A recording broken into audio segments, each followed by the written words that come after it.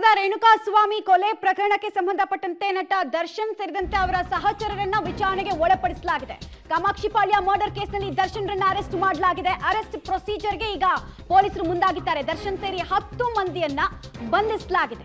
ದರ್ಶನ್ರ 2 ಬಾಡಿಗಾರ್ಡ್ಗಳು ಕೂಡ ಅರೆಸ್ಟ್ ಆಗಿದ್ದಾರೆ. ದರ್ಶನ್ ಅಭಿಮಾನಿಗಳ ಸಂಘದ ಅಧ್ಯಕ್ಷನನ್ನ ಕೂಡ ಈ ಪ್ರಕರಣಕ್ಕೆ ಸಂಬಂಧಪಟ್ಟಂತೆ ಅರೆಸ್ಟ್ ಮಾಡಲಾಗಿದೆ. ಕಾಮಾಕ್ಷಿಪಾಳ್ಯ ಮರ್ಡರ್ ಕೇಸ್ನಲ್ಲಿ ಇಲ್ಲಿ ತನಕ ದರ್ಶನ್ರನ್ನ ವಶಕ್ಕೆ ಪಡೆಯಲಾಗಿತ್ತು. ಬಟ್ ಅರೆಸ್ಟ್ ಪ್ರೊಸೀಜರ್ ನ ಇವತ್ತೇ ತೋರಿಸ್ತಾರ ಪೊಲೀಸರು ಅನ್ನೋ ಕುತೂಹಲ ಇತ್ತು. ಆ ಕುತೂಹಲಕ್ಕೆ ಉತ್ತರ ಸಿಗ್ತಾ ಇದೆ. ದರ್ಶನ್ ರವರನ್ನ ಅರೆಸ್ಟ್ ಮಾಡಲಾಗಿದೆ. ಅವರ ಜೊತೆಗೆ 10 ಜನರನ್ನ ಕೊಲೆ ಪ್ರಕರಣಕ್ಕೆ ಸಂಬಂಧಪಟ್ಟಂತೆ ಬಂಧಿಸಲಾಗಿರೋದು. ಈ ಕೊಲೆ ಪ್ರಕರಣದಲ್ಲಿ ದರ್ಶನ್ ಅವರ ಪಾತ್ರ ಸಾಕಷ್ಟು ಕುತೂಹಲ ಕಾರಣ ಆಗ್ತಾ ಇದೆ. ಬಿಕಾಸ್ ಒಂದು FIR ದಾಖಲಾದಾಗ ಕೊಲೆ ಮಾಡಿರೋದು ಸಾಬೀತಾಗಿದ್ ಮಾತ್ರ ಅಲ್ಲ, ಕೊಲೆಯ ಪ್ರಕರಣವನ್ನ ಮುಚ್ಚಿ ಹಾಕೋದಕ್ಕೆ ಸಾಕ್ಷ್ಯನಾಶವನ್ನ ಕೂಡ ಇಲ್ಲಿ ದುಷ್ಕರ್ಮಿಗಳು ಮಾಡಿದ್ರು ಅನ್ನೋದು ಆರಂಭಿಕ ಹಂತದ FIR ನಲ್ಲಿ ದಾಖಲಾಗಿದೆ. ಹೀಗಾಗಿ ದರ್ಶನ್ ಅವರ ಪಾತ್ರ ನೇರವಾಗಿ ಹಲ್ಲೆ ಮಾಡಿದ್ದ ವಿಚಾರಕ್ಕೆ ಸಂಬಂಧಪಟ್ಟಂತೆ ಏನು ಅಥವಾ ಕಿಡ್ನಾಪ್ ಮಾಡಿದ್ರು ರೇಣುಕಾಸ್ವಾಮಿಯನ್ನ ಅಂತ ಹೇಳಲಾಗ್ತಾ ಇದೆಯಲ್ಲ, ಸೊ ಅದರಲ್ಲಿ ದರ್ಶನ್ ಅವರ ಪಾತ್ರ ಎಂಥದ್ದು, ಜೊತೆಗೆ ಅಸಾಲ್ಟ್ ನಲ್ಲಿ ದರ್ಶನ್ ಅವರ ಪಾತ್ರ ಎಂಥದ್ದು ಅನ್ನೋದನ್ನ ಸದ್ಯಕ್ಕೆ ಪೊಲೀಸ್ನವರು ವಿಚಾರಣೆಯ ಮೂಲಕ ತಿಳಿದುಕೊಳ್ತಾ ಇದ್ದಾರೆ. ದರ್ಶನ್ ಅವರ ಮೌಖಿಕ ಸೂಚನೆಯ ಮೇರೆಗೆನೆ ಅವರ ಬಾಡಿಗಾರ್ಡ್ಸ್ ಈ ರೇಣುಕಾಸ್ವಾಮಿಯನ್ನ ಕರ್ಕೊಂಡು ಬಂದಿದ್ರು, ಹಲ್ಲೆ ಮಾಡಿದ್ರು, ಅದಾದ ನಂತರ ಹತ್ಯೆ ಕೂಡ ನಡೆಸಿದ್ರು ಅನ್ನುವಂತಹ ಮಾತಿದೆ. ಪಾಳ್ಯ ಪೊಲೀಸ್ ಠಾಣೆಯಲ್ಲಿ ವರದಿಯಾಗಿರ್ತಕ್ಕಂತಹ ಒಂದು ಕೊಲೆ ಪ್ರಕರಣದ ಹಿನ್ನೆಲೆಯಲ್ಲಿ ಕನ್ನಡ ಚಲನಚಿತ್ರರಂಗದ ಓರ್ವ ನಟರನ್ನು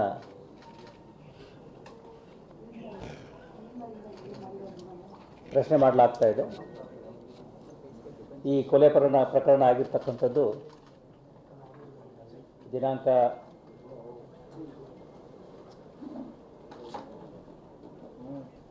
9ರಂದು ಅಂದರೆ ಭಾನುವಾರದಂದು ಸಿಕ್ಕಂಥ ಒಂದು ಅಪರಿಚಿತ ಗಂಡಸಿನ ಶವದ ಆಧಾರದ ಮೇರೆಗೆ ಆತನ ದೇಹದ ಮೇಲೆ ಇದ್ದಂತಹ ಗಾಯಗಳನ್ನು ಗಮನಿಸಿ ಕಾಮಾಕ್ಷಿಪಾಳ್ಯ ಪೊಲೀಸ್ ಠಾಣೆಯ ವ್ಯಾಪ್ತಿಯಲ್ಲಿ ಕೊಲೆ ಪ್ರಕರಣವನ್ನು ಭಾನುವಾರದ ದಿವಸವೇ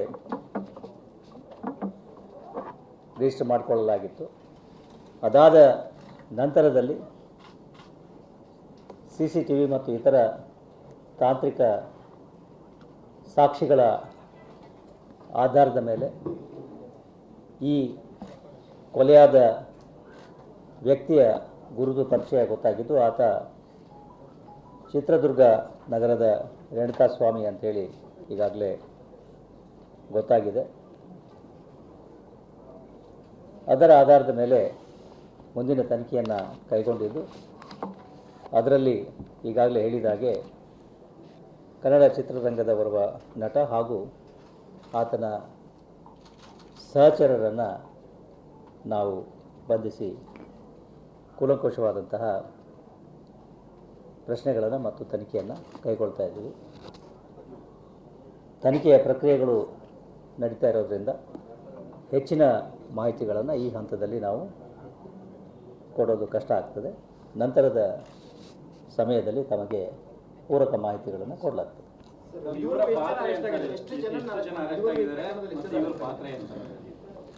ಈಗಾಗಲೇ ಹೇಳಿದ ಹಾಗೆ ಈ ಎಲ್ಲ ವಿಷಯಗಳಿಗೆ ಇನ್ನೂ ಸ್ವಲ್ಪ ಸಮಯ ಬೇಕಾಗ್ತದೆ. ದರ್ಶನನ್ನ ವಶಕ್ಕೆ ಪಡೆದು ಈಗ ಪ್ರಶ್ನೆ ಮಾಡಲಾಗ್ತದೆ. ಮುಂದಿನ ಪ್ರಕ್ರಿಯೆಗಳು ಮುಂದೆ ನಡೀತವೆ. ಕೊಲೆಯಾಗಿರ್ತಕ್ಕಂಥ ವ್ಯಕ್ತಿ ರೇಣುಕಾಸ್ವಾಮಿ ಅಂತ ಹೇಳಿ 33 ವರ್ಷ ವಯಸ್ಸಿನವನು, ಚಿತ್ರದುರ್ಗ.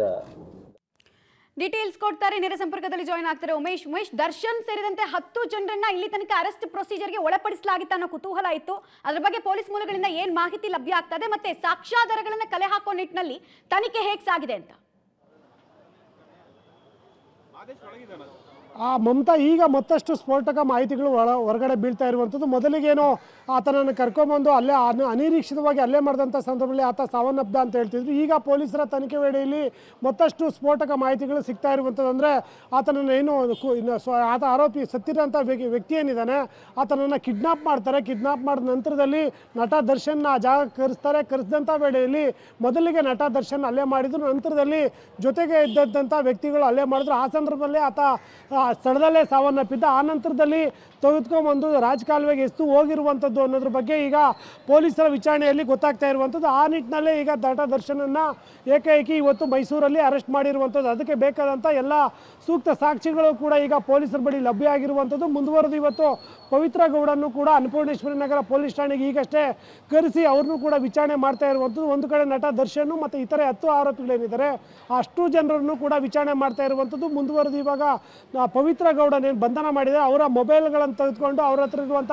ಮೆಸೇಜ್ಗಳು, ಇವ್ರ ಮಧ್ಯೆ ನಡೆದಿರುವಂಥ ಕಾನ್ವರ್ಜೇಷನ್ ಏನಿರುತ್ತೆ ಅದನ್ನು ಕೂಡ ಕಲೆಕ್ಟ್ ಮಾಡುವಂಥ ಕೆಲಸ ಮಾಡ್ತಾ ಇರುವಂಥದ್ದು. ಬಹುತೇಕ ನಟ ದರ್ಶನ್ ಬಂಧನ ಆಗಿರುವಂಥದ್ದನ್ನು ಅಧಿಕಾರಿಗಳು ಕನ್ಫರ್ಮ್ ಮಾಡಿದ್ದಾರೆ. ಅವರ ಪಾತ್ರ ಇರೋದ್ರ ಬಗ್ಗೆ ಕೂಡ ಅಧಿಕಾರಿಗಳು ಸೂಕ್ತ ದಾಖಲೆಗಳನ್ನು ಕಲೆಕ್ಟ್ ಮಾಡಿದ್ದಾರೆ. ಆದರೆ ನಟ ದರ್ಶನ್ ಹೇಳೋ ಪ್ರಕಾರ ಆತ ನಾನು ವಾರ್ನಿಂಗ್ ಮಾಡೋದಕ್ಕಷ್ಟೇ ಅವರನ್ನು ಕರೆಸಿದ್ದೆ, ಆ ಸಂದರ್ಭದಲ್ಲಿ ಅಚಾನಕ್ ಆಗಿ ನಮ್ಮ ಸಹಚರರು ಹೊಡೆದ ಏಟಿಗೆ ಆತ ಸಾವನ್ನಪ್ಪಿದ್ದಾರೆ, ನಾನು ಯಾವುದೇ ಸುಪಾರಿ ಕೊಟ್ಟಿಲ್ಲ ಅಥವಾ ಕೊಲೆ ಮಾಡಿಲ್ಲ ಅಂತ ನಟ ದರ್ಶನ್ ಪೊಲೀಸರ ಮುಂದೆ ಹೇಳ್ತಾ ಇರುವಂಥದ್ದು. ಆದರೂ ಕೂಡ ಪೊಲೀಸರ ಪ್ರಾಥಮಿಕ ತನಿಖೆ ವೇಳೆ ಏನು ಆರೋಪಿ ಸತ್ತ ವ್ಯಕ್ತಿ ಇದ್ದಾನೆ ಅದನ್ನು ಕಿಡ್ನಾಪ್ ಮಾಡ್ಕೊಂಡು ಕರ್ಕೊಂಡ್ಬಂದಿದ್ರು. ಕಿಡ್ನಾಪ್ ಮಾಡಿದ ನಂತರದಲ್ಲಿ ಒಂದು ಶೆಡ್ ಹತ್ರ ಒಂದ್ಗಡೆ ಕೂಡಾಕಿ ನಂತರದಲ್ಲಿ ನಟ ದರ್ಶನ್ ಅಲ್ಲಿ ಕರೆಸಿದಂಥ ವೇಳೆಯಲ್ಲಿ ಮೊದಲಿಗೆ ನಟ ದರ್ಶನ್ ಅವ್ರ ಮೇಲೆ ಹಲ್ಲೆ ಮಾಡಿದ ನಂತರದಲ್ಲಿ ಜೊತೆಗಿದ್ದಂಥ ಇತರೆ ಆರೋಪಿಗಳು ಹಲ್ಲೆ ಮಾಡಿದ್ರು ಅನ್ನೋದ್ರ ಬಗ್ಗೆ ಈಗ ಪೊಲೀಸರ ವಿಚಾರಣೆಯಲ್ಲಿ ಗೊತ್ತಾಗ್ತಾ ಇರುವಂಥದ್ದು. ಹಾಗಾಗಿಯೇ ಈಗ ನಟ ದರ್ಶನನ್ನ ಬಂಧನ ಮಾಡಿರುವಂಥದ್ದು. ಮಮತಾ, ಉಮೇಶ್, ಇಲ್ಲಿ ಬಹಳ ಇಂಪಾರ್ಟೆಂಟ್ ಆಗಿ ಇಲ್ಲಿ ಕಿಡ್ನಾಪ್ ಕೇಸು, ಅಸಾಲ್ಟು, ಹತ್ಯೆ ಜೊತೆಗೆ ಸಾಕ್ಷ್ಯ ನಾಶ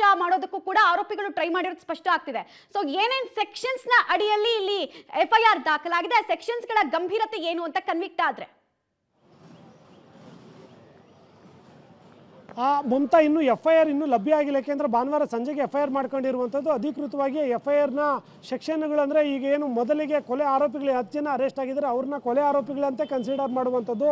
ಆದರೆ ನಟ ದರ್ಶನ್ ಎಷ್ಟನೇ ಆರೋಪಿಯನ್ನಾಗಿ ಮಾಡ್ತಾರೆ ಅನ್ನೋ ಆಧಾರದ ಮೇಲೆ ಅವ್ರ ಮೇಲೆ ಯಾವ ರೀತಿಯಾಗಿ ಏನು ಕಾನೂನು ಕುಣಿಕೆ ಶುರುವಾಗುತ್ತೆ ಅನ್ನೋದು ಅನಂತರದಲ್ಲೇ ಗೊತ್ತಾಗಬೇಕಾಗಿರುವಂಥದ್ದು. ಪವಿತ್ರ ಗೌಡನು ಕೂಡ ಈಗಷ್ಟೇ ವಿಚಾರಣೆಗೆ ಕರೆದಿರುವಂಥದ್ದು. ಈ ವಿಚಾರಣೆ ಎಲ್ಲ ಮಧ್ಯಾಹ್ನ ಒಂದು ಹಂತಕ್ಕೆ ಬರುತ್ತೆ. ಆ ನಂತರದಲ್ಲಿ ಯಾರ್ಯಾರ ಪಾತ್ರ ಏನು, ಯಾರ ಸುಪಾರಿಯಿಂದ ಅಥವಾ ಯಾರ ಮೊದಲಿಗೆ ಹಲ್ಲೆ ಮಾಡಿದ್ದಂಥದ್ದು ಯಾರ ಹಲ್ಲೆಯಿಂದ ಆತ ಸಾವನ್ನಪ್ಪಿದ ಅನ್ನೋ ಆಧಾರದ ಮೇಲೆ ಅವರನ್ನು A1 A2 A10 ಈ ರೀತಿಯಾಗಿ ಹಂತವಾಗಿ ಮಾಡ್ಕೊಂಡು ಹೋಗುವಂಥದ್ದು. ಹಾಗಾಗಿ ಕೊಲೆ ಪ್ರಕರಣದಲ್ಲಿ ಮೊದಲಿಗೆ A4 A5 ಯಾರು ಇರ್ತಾರೆ ಅವರನ್ನು ಬಂಧನ ಮಾಡಿ ನಂತರದಲ್ಲಿ ಹಂತವಾಗಿ ಇವ್ರನ್ನೆಲ್ಲ ಕೂಡ ಬಂಧನ ಮಾಡಿರುವಂಥದ್ದು. ಮಧ್ಯಾಹ್ನದ ನಂತರದಲ್ಲಿ ಇವರ ಪಾತ್ರ ಅಧಿಕೃತ ಆದ ನಂತರದಲ್ಲೇ ಈ ನಟ ದರ್ಶನ್ ಪಾತ್ರ ಏನು, ಪವಿತ್ರ ಗೌಡ ಪಾತ್ರ ಏನು ಅನ್ನೋದು ಗೊತ್ತಾಗಬೇಕಾಗಿರುವಂಥದ್ದು. ಮಮತಾ, ರೈಟ್, ಧನ್ಯವಾದ ಉಮೇಶ್ ತಮ್ಮ ಮಾಹಿತಿಗಾಗಿ.